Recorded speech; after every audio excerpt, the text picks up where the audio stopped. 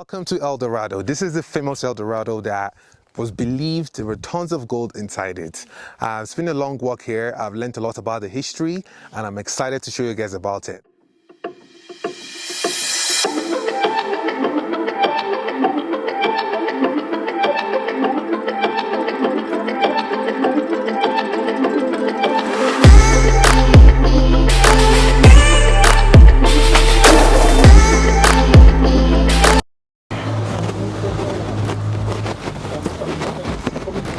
Alright, so I'm just right next to this beautiful mountain. Seeing some people take pictures as well, and I am excited about learning about El Dorado. This is something I've been fascinated with since I've been a child, and to be live in Colombia and learning about the history behind it is an amazing place. I got this coffee, it's very good. Clears our morning drowsiness. We're gonna check it out and see if El Dorado is real, if I get some real gold, it's just a folklore basically. So let's go check it out.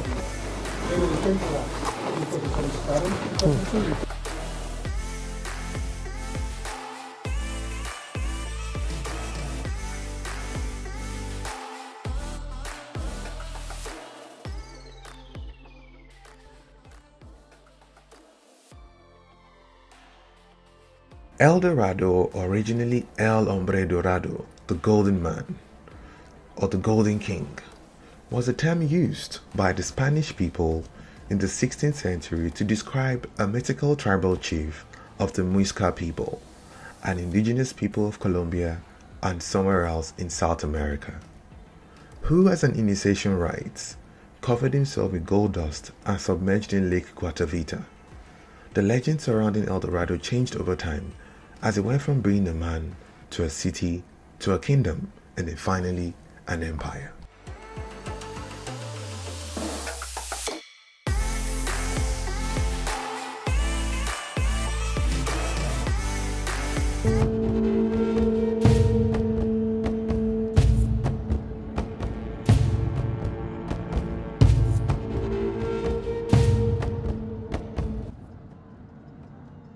Alright, so my journey to El Dorado starts. I'm going to be climbing up on top of that mountain to have a view of what the Spanish thought was El Dorado. So I'm standing right in front of this center, which means Earth is in the middle of heaven and earth. These two circles, pretty much like a Venn diagram, if that makes any sense, and two circles intersecting. So it's believed the earth is between the heaven and the earth, and the activities you do while in the earth will determine where you fall to between the circle. So just know that before we go on this long journey up in the mountains.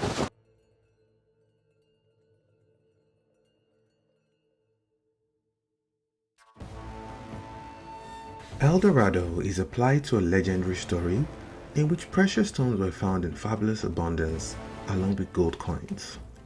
The concept of El Dorado underwent several transformations, and eventually accounts of the previous myths were all combined with these of a legendary lost city. The resulting El Dorado myths enticed European explorers for 2 centuries. Among the earliest stories was one told on his deathbed by Juan Martinez, a captain of munitions for Spanish adventurer Diego de Ordaz, who claimed to have visited the city of Muisca. Martinez had allowed the store of gunpowder to catch fire and was condemned to death. However, his friend let him escape downriver in a canoe. Martinez then met with some local people who took him to the city.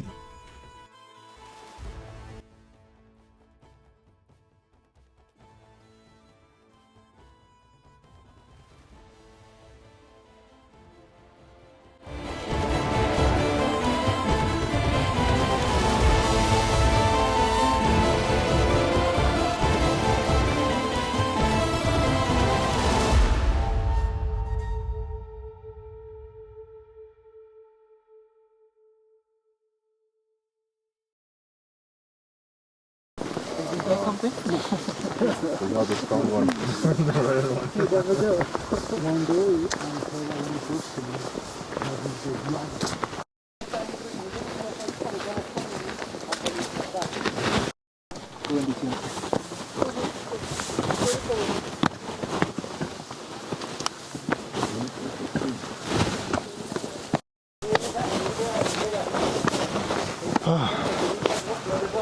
So many attempts were made to get access to El Dorado from different European nationalities, which proved to be futile.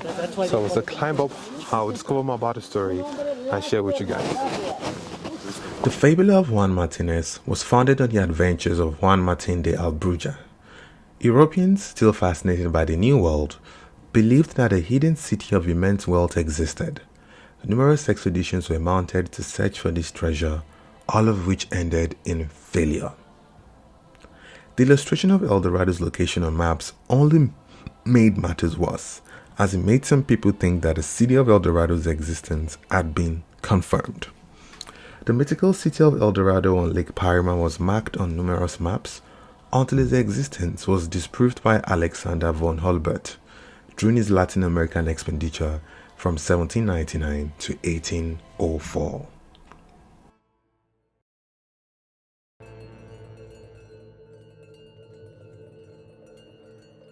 You get rewarded with this amazing view the higher you get on the mountains. My legs ache, but the views have been worth it so far. I've learned a lot about the culture and pre-Hispanic history of Colombia.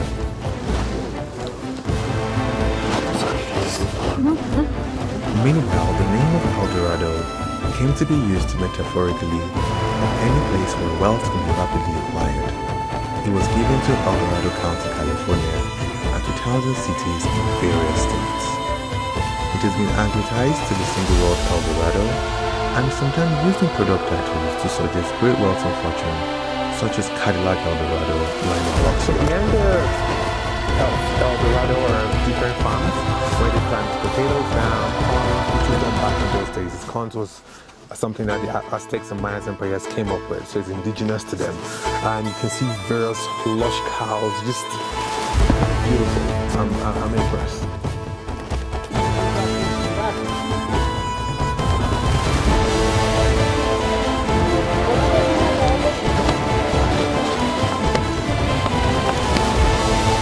The Spanish was taking around 4,000 pieces of gold, and when that information was relayed to the empire back in Spain, the Spanish people thought it was a great idea to send in a lot of soldiers to dig for more gold, because if they can mistakenly stumble upon 5,000 pieces of gold, then if they coordinate themselves, they can get a lot more for themselves.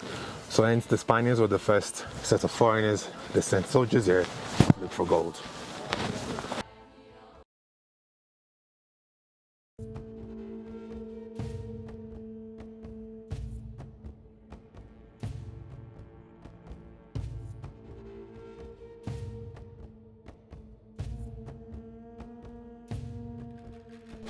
So the search for the gold was not an easy one. It took a love affair between an European man and an indigenous lady who had fallen in love with the European man due to his futures. And the lady wanted to give the man, just to prove her love to the man, offered the man anything he wanted. She offered material items, he wasn't interested. And then he thought about it, why not have a child? Why not have a child for me? And the lady had a child for him, and that must have cemented the relationship between both of them.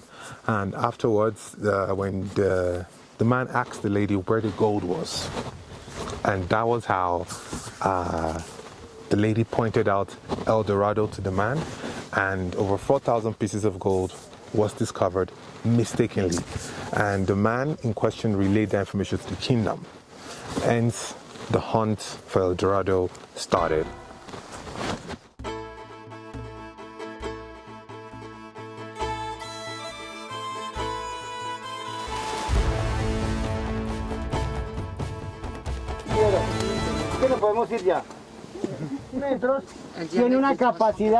This is the famous El Dorado that was believed there were tons of gold inside it. It's been a long walk here. I've learned a lot about the history, and I'm excited to show you guys about it. But one thing you should be aware of is that when you think El Dorado, you think it's good news and wealth, rich, especially from the cartoons we watched as children. But El Dorado was actually a bad omen, because nobody here succeeded in exploiting gold from it. And for that reason, it's a revered mountain. The Spanish tried it. They spent about 25 years to build a gap on El Dorado, because it used to be a full mountain before they split it into two. it failed because the gold they got out wasn't pure gold. After the Spanish left, the Spanish company got bankrupt.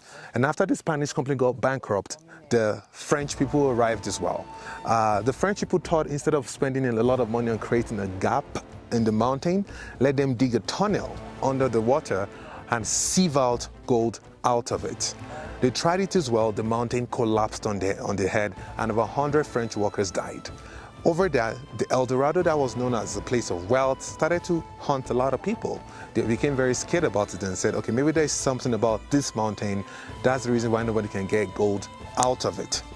Lastly, what the Dutch also came as well. They tried it, they failed. The Americans also came as well, they failed. So El Dorados actually means, or haven't visited yet, I will say El Dorado means resistance.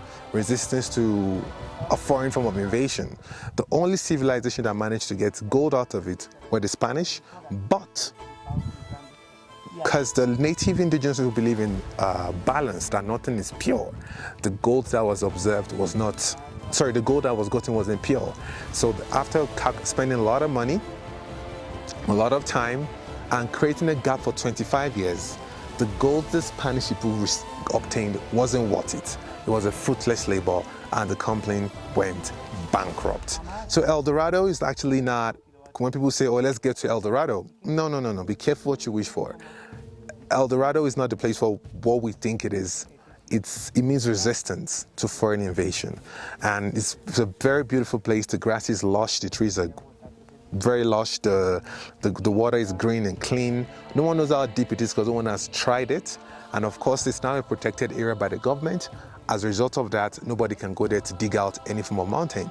If you're wondering why I changed, the weather got a lot hotter when I climbed up here, so I can rock my white t-shirt now. But absolutely beautiful. Happy to have ticked it off my bucket list, and already it's giving me vibes that I'm going to have an amazing time in Colombia.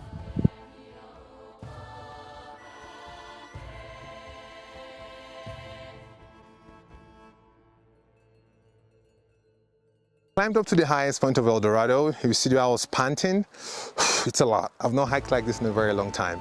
So obviously time has passed. The Spanish invaders have left, so now it's nothing more of a tourist park. People come here to view it, and you know, it's the El Dorado, what we've always learnt about as a child, like land filled with gold, wealth, and all that. Now it's just a tourist spot where people come, you climb up, you hike for about 20 to 35 minutes. You learn about the history of the people that were here, and also how activities of foreigners shaped the mountains as well. So it's just a really beautiful place to be. I can imagine what it must have looked like when the Spanish people arrived, when the indigenous people were still the dominant tribe, or were still the dominant political power, then the level of activities that went on.